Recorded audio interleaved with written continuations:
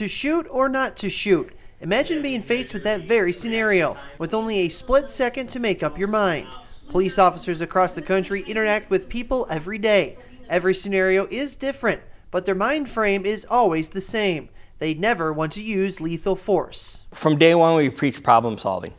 Everything you deal with is some type of problem. Come up with a constructive, safe way to solve it. We'd rather have them communicate and resolve an incident without any kind of violence than have to resort to deadly force. The courts have decided that police officers' use of lethal force will be judged by the perception of the police officer at the time of the incident.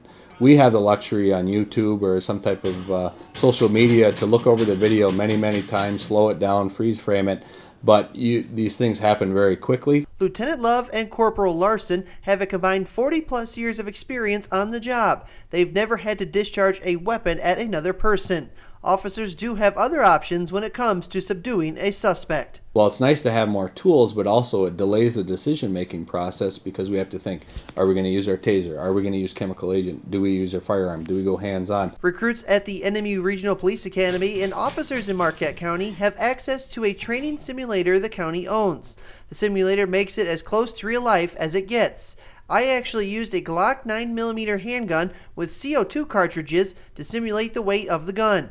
I was put in several different scenarios. Some of them went well for me, others did not. You pulling trigger? No, I'm dead. I love going through the simulator. In fact, when I run the simulator for other officers, I'm always taken back on how involved the officer gets in the scenario and their level, how their voice level increases and they start moving around just like they're in the real situation. Now come out slowly, hands in the air, hands in the air. All right, now turn around to the ground. Nicely done, now hold that spot.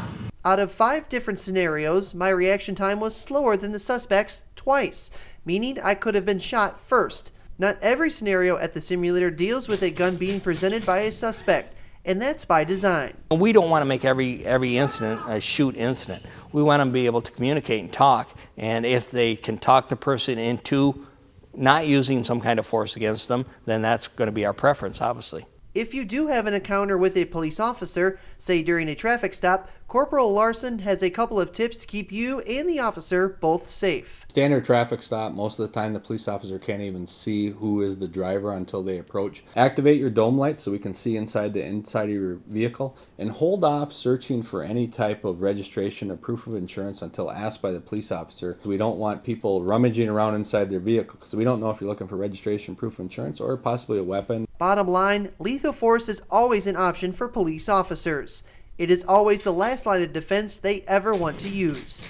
In Marquette, Jerry Taylor, ABC 10 and the CW5.